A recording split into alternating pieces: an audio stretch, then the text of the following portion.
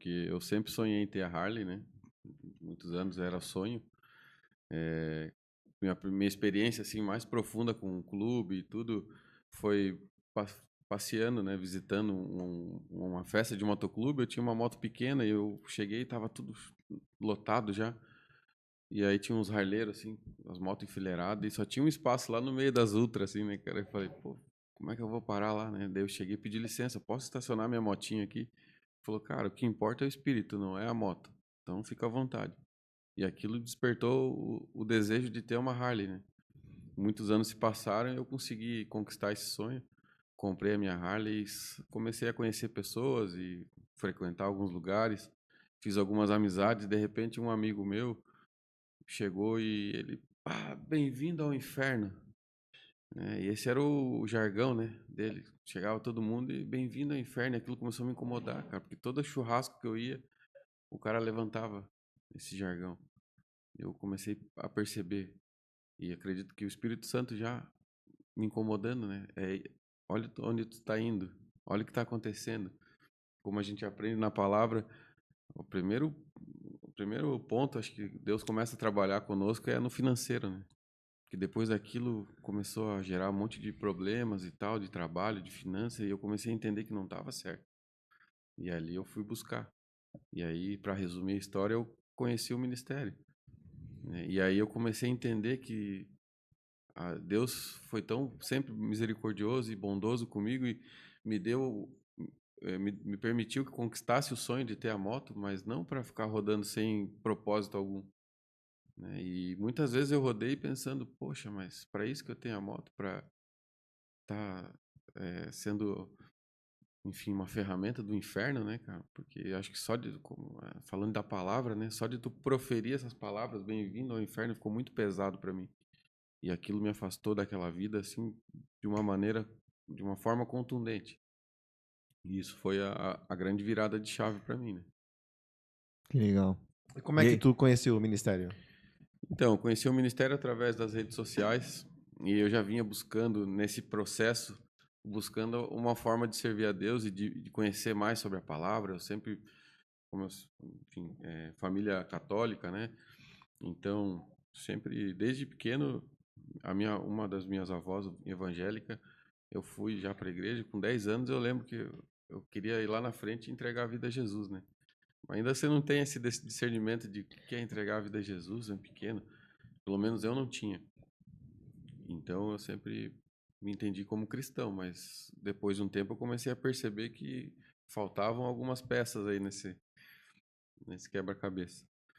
E aí eu buscando, procurando, e minha esposa, olha, já ouviu esse grupo? E ela viu que eu estava incomodado com a questão que eu sempre gostei muito de rodar, viajar e tal, mas sem propósito algum, aquilo estava me incomodando.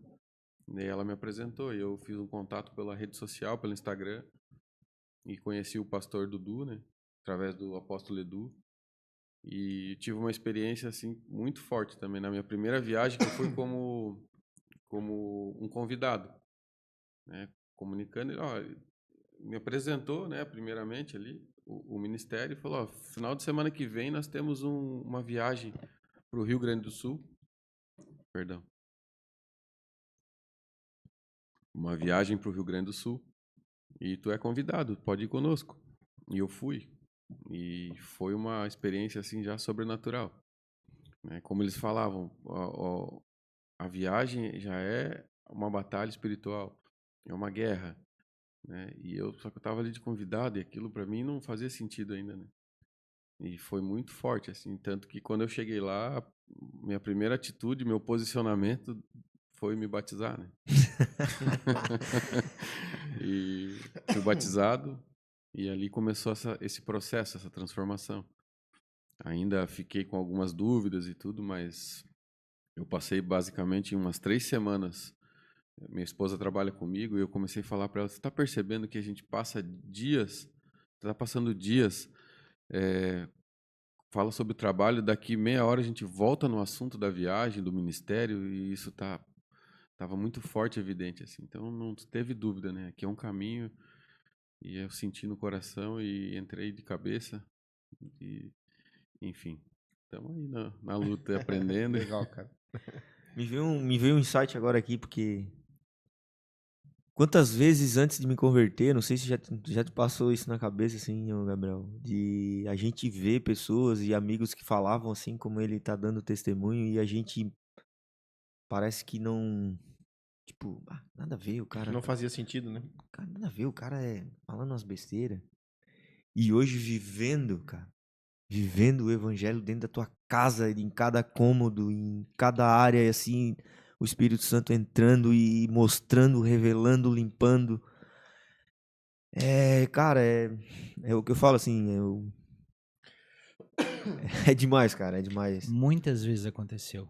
Eu hoje tenho uma clareza, né, de pessoas que rodeiam a gente, né, e já falavam de Cristo, falavam de uma vida diferente, mas eu era muito bruto nesse lado aí, cara, muito ignorante, sabe? Não queria nem ouvir.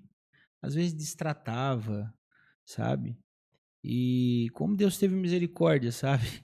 De eu mesmo fazer isso e essas pessoas ainda continuarem, né? Teve algumas pessoas que marcaram essa questão que tu comenta, e hoje eu vejo que foram sementes plantadas lá atrás, no momento inusitado, e que lá na frente foi fazer sentido e foi germinar. A Bíblia fala que tudo é o tempo do Senhor, né? É Ele que rege, né? Ele que abre as portas, Ele que fecha, Ele que dá oportunidade e tira. Então, crendo nisso, foi no momento certo, né? No momento que cada um de nós aqui teve o seu momento, né? O seu dia D. Mas, com certeza, muitos e muitos e muitos foram instrumentos para esse processo acontecer, com certeza. Eu queria até voltar na questão ali dessa minha primeira experiência, para poder contextualizar um pouco o que é viver esse sobrenatural na viagem, né? Como eu falei, às vezes muitas pessoas estão ouvindo e pensando, tá, mas e aí? E assim, no meio da viagem aconteceu uma situação inusitada e a gente teve que parar na beira da estrada e aquilo começou a me incomodar e eu comecei a falar para minha esposa na garupa, falei, vamos embora daqui, cara. Não sei porquê, mas eu comecei a sentir aquilo. Eu falei, vamos embora, vamos virar aqui, vamos embora. Deixa esses caras aí. E ela falou, não, calma, cara. A gente entrou na viagem com ele, a gente vai até lá. E eu comecei a sentir uma vontade, uma incomodação, eu queria sair dali. E olha só, eu fui até lá. E eu fui até lá e me batizei. Você tá entendendo? Engraçado, cara, porque o último convidado que teve aqui, a gente falou de um aspecto do medo. O medo faz parte, a gente tem esse sentimento dentro da gente, né? Uhum. E o que aconteceu contigo foi exatamente isso, um medo. E ele falou uma frase no último podcast, que foi terça, cara, que a gente pode jogar para esse quadro teu, assim. Geralmente, a vitória, ela vai tá depois de um grande medo. Sim. É o que nós aprendemos, E né? se tu parar ali, mano, cara, tu parou, se tu para ali, tu tava... Era só mais um passo, meu irmão. Sim, e o que faz a só diferença aquele... é o posicionamento, né? Como nós aprendemos, é o posicionamento. Se tu não se posiciona, o mundo né, o mundo espiritual ele não se move, né? Como o pastor Dudu fala, né? O céu é reativo. Mas olha como é uma mulher sábia. Vamos. Vamos, exatamente. Uma mulher isso. sábia Edifica o seu lar. edifica o seu lar, cara. Isso Né? aí. Então, olha como Deus é bom. Sim, Deus é tremendo.